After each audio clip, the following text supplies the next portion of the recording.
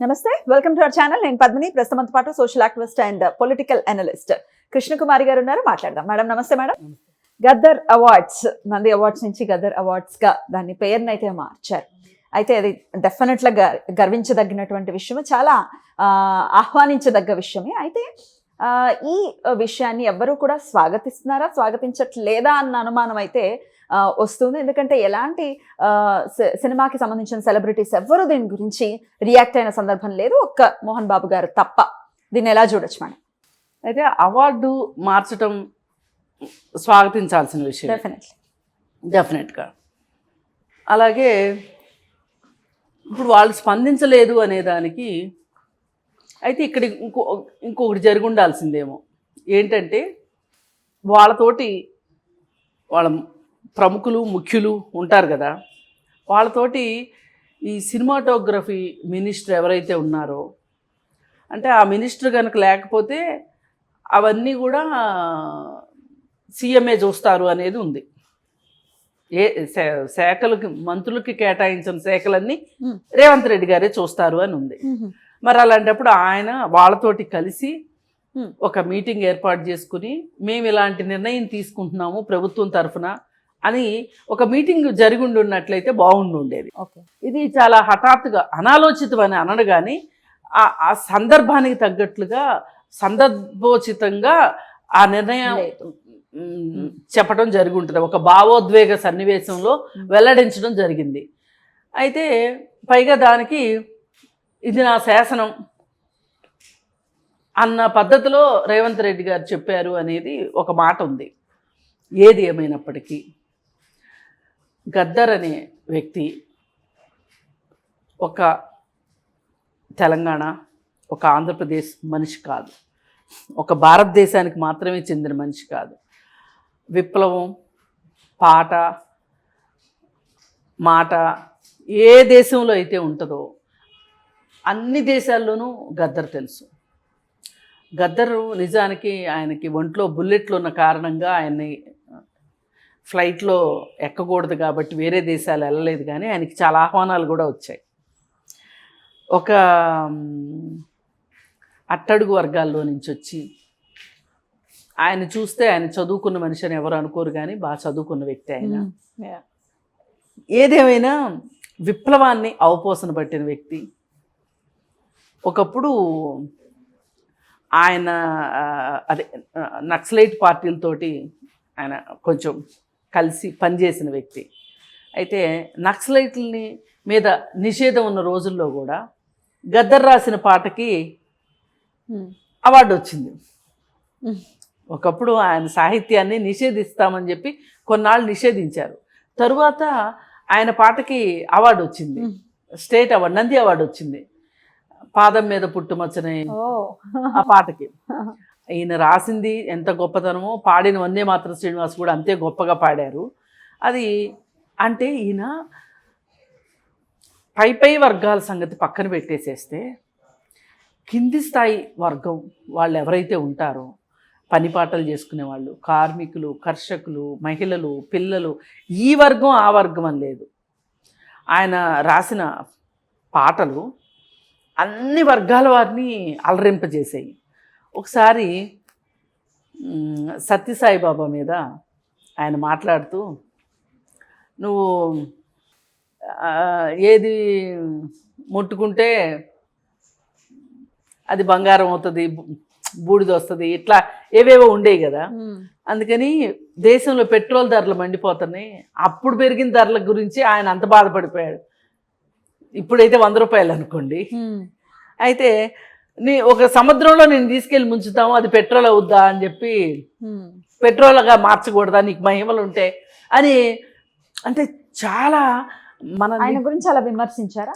విమర్శ కాదు, ఇప్పుడు మీ దగ్గర మహిమలు ఉన్నాయి కదా, ఓ సముద్రంలో చేయబెట్టండి, దాన్ని పెట్రోల్ చేయండి అని. అంటే ఇది కూడా మాటల్లాగా ఉండవు, ఆయన ప్రతిదీ పాటే.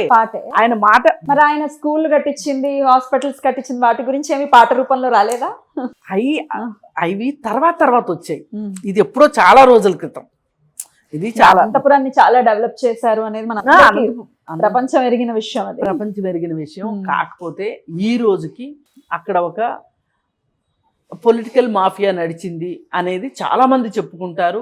ఎందుకంటే అసలు ఆయన చనిపోయిన తర్వాత ఆయన చనిపోయాడని డిక్లేర్ చేయడానికే చాలా రోజులు పట్టింది. అది చాలా పెద్ద సంస్థ, చాలా వెనకాల ఉన్న వాళ్ళు చేసినటువంటి రకరకాల రాజకీయాలు. ఇప్పుడు ఈ ఆశ్రమాలు అలా పేరెన్నికగన్న ఆశ్రమాల్లో అక్రమాలు జరగడము అనేది చాలా మామూలు అయిపోయిన విషయము. అందుకని అది కాదు, ఆయన ఆ కాంటాక్ట్ కాదులేండి ఇప్పుడు సమయస్ఫూర్తి. అంటే ఇట్లా పొగడ్డం లాంటివి ఏమి ఉండవా ఇంకా? అలా కాదు సమయస్ఫూర్తి. ఇప్పుడు ధరలు మండిపోతున్నాయి, పాట రూపంలో పెట్రోల్ ధరలు మండిపోతున్నాయి అనే దాని మీద ఆయన పాట కట్టి ఆ పాటలో ఈయన ఆ మహిమలతోటి చేస్తే ప్రజల కష్టాలు తీరుతాయి కదా అన్న ఉద్దేశం. అంటే ఆయన ప్రతి మాట ప్రతి ఆట ఆయన గజ్జి కట్టాడు అంటే పేదలు కష్టాలు అవన్నీ ఉంటాయి. పైగా ఆయన ఈ ఎన్నో సినిమాల్లో ఆయన పాటలు ఉన్నాయి. తెలంగాణ ఉద్యమంలో చాలా పాత్ర పోషించాడు ఆయన. ఇట్లాంటి పాత్ర కాదు, అంత పాత్ర పోషించిన గద్దర్ని, జగమెరిగిన కళాకారుణ్ణి కేసీఆర్ వచ్చిన తర్వాత ఎంత చిన్నచూపు చూశాడో అందరికీ తెలుసు. సాక్షాత్తు ఆయన ఇంటి ముందు, ఆయన ప్రగతి భవన్ ముందు ఎండలో 3 గంటలు వెయిట్ చేశారు. అపాయింట్మెంట్ లేకుండా వచ్చాడని అక్కడే కూర్చోబెట్టారు. ఇంత చేసి పిలవలేదు లోపలికి. కేసీఆర్ ఓడిపోయింది ఇట్లాంటి విషయాల వల్ల, ఈ ఒక్క విషయం అని కాదు, ఇలాంటి విషయాల వల్ల. అందుకని ఏంటి అంటే ఈ ప్రభుత్వం మరి వీళ్ళు మన తెలంగాణ అనే ఉద్దేశంతో గద్దర్కి చాలా ప్రాముఖ్యతనివ్వాలి అనే ఉద్దేశంతో ఆయన పాటల్ని ఆయన మాటల్ని సజీవంగా ఉంచాలి, ప్రాచుర్యంలో ఉంచాలి అనే ఉద్దేశంతో ఇలా నంది అవార్డ్స్ పేరు మార్చి గద్దర్ అవార్డ్స్ అని పెట్టాలి అని అనుకున్నారు. అసలు ఈ పేరు మార్పు వెనక కూడా ఒక నేపథ్యం ఉంది. అదేంటంటే కేసీఆర్ ఈ నంది అవార్డులు అనేది ఆంధ్ర వాళ్ళు పెట్టింది కాబట్టి నేను ఆ అవార్డులు ఇవ్వను అని ఆయన అధికారంలో ఉన్న రోజులు ఆయన అసలు అవార్డులు ఇవ్వలా. మీరు గమనించుంటే నంది అవార్డ్స్ ఇవ్వలా ఆయన. మరి అలాంటి పరిస్థితుల్లో వీళ్ళు అవార్డులు ఇస్తాము, అది కూడా గద్దర్ పేరుతో ఇస్తాము అని చెప్పి చెప్పటం అనేది మటుకు చాలా సముచితమైన విషయము. ఇప్పుడు ఎవరైతే అట్టడుగు వర్గాల వాళ్ళు ఉంటారో, చాలామంది అంబేద్కర్ ఫోటోలు ఎలా ఉంటాయో గద్దర్ ఫోటోలు కూడా చాలామంది ఇళ్లల్లో ఉంటాయి. అంటే అంత ప్రజలకి దగ్గరైన మనిషిని పేరుతో అవార్డులు ఇవ్వడము అంటే ఆ ప్రజలందరికీ దగ్గరైన అంత ఉద్దేశాన్ని వీళ్ళు చూపించాలనుకున్నారు. మొన్న ఆయన జయంతి సందర్భంగా ఆ సభలో ఇది వెల్లడించడం జరిగింది. బహుశా నేను అనుకోవటం ఆయన వర్ధంతి వచ్చేటప్పటికి ఇది కార్యరూపం దాల్చి అవార్డులు ఇస్తారు అని అనుకుంటున్నాము. ఏదేమైనా కేసీఆర్ ఎక్కడెక్కడైతే పెత్తందారి స్వభావంతో, అలాగే ఒక కోటలో ఉన్నాను నేను ఒక దొరని అనేలాగా పరిపాలన చేశాడు. అలాంటి సందర్భాలు ఏవేవైతే ఉన్నాయో వాటన్నిటినీ అలా నరుక్కుంటూ రేవంత్ రెడ్డి వస్తున్నాడు అనేది మటుకు సుస్పష్టంగా అర్థమవుతుంది. అంటే కేసీఆర్ ఏవైతే తప్పులు చేశాడో వాటిని సరిదిద్దుకుంటూ వచ్చే ఉద్దేశంలోనే ఉన్నట్లుగా కనిపిస్తుంది. అయితే సినిమా వాళ్ళు కూడా స్పందించాల్సిన అవసరం కూడా ఉంది. అవును, సినిమాల వాళ్ళు కూడా దీని గురించి స్పందించాలి. ఎందుకంటే చాలా సినిమాలు ఆయన పాటలు ఉన్నాయి. ఆర్ నారాయణమూర్తి సినిమాల్లో ప్రత్యేకంగా, దాసరి నారాయణరావు గారు తీసిన సినిమాల్లో ప్రత్యేకంగా గద్దర్ పాటలు ఉండేవి. అలాగే ఇంకా కొన్ని మామూలు పాటల్లో కూడా కొన్ని పాటలు ఉండేవి. ఆయన చిన్నపిల్లల మీద పాటలు కావచ్చు, అలాగే ఒక ముసలి తల్లి పడే కష్టాల గురించి కావచ్చు.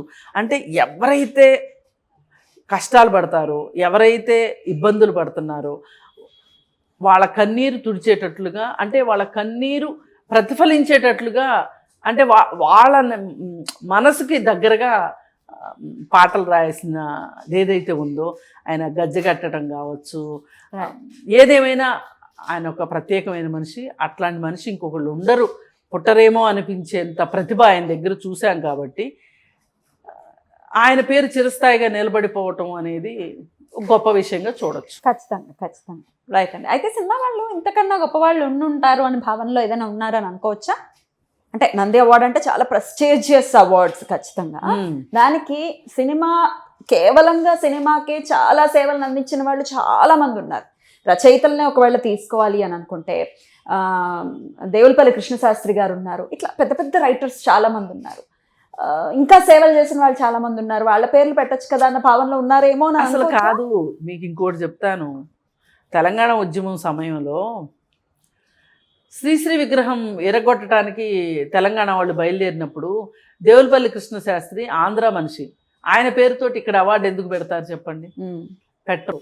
దానికి దీనికి సంబంధం కానీ అవార్డ్స్ పేరుకి సంబంధించి సేవని నేను కాంటెక్స్ట్ తీసుకుని మాట్లాడు. అంటే తెలంగాణ అనగానే ఒక ఉద్వేగపూరిత వాతావరణం ఉంటుంది, పాటకి చాలా ప్రాముఖ్యత ఉంటుంది, ప్రజల ఆవేదన ఉంటుంది, దాంట్లో వాళ్ళ ఉద్యమ స్ఫూర్తి అంతా పాటల్లోనే ఉంటుంది.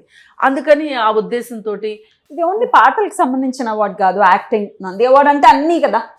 అంటే ఆయన ఒక కళాకారుడు, ఆయన కళాకారుడు కాబట్టి ఆయన పేరుతో అవార్డు ఇద్దాము అని అనుకుంటున్నారు. ఇప్పుడు దాదాసాహెబ్ ఫాల్కే అనే ఆయన ఒక పేరు మోసిన డైరెక్టర్, అందుకని చెప్పి ఆయన అవార్డు ఇస్తారు. అట్లా ఇచ్చారు అని మనం అనుకోవచ్చు. సో ఏదేమైనా వాళ్ళు మరి మెల్లగా అయినా స్పందిస్తారేమో వేచి చూడాలి. Right, thank you so much. నమస్తే.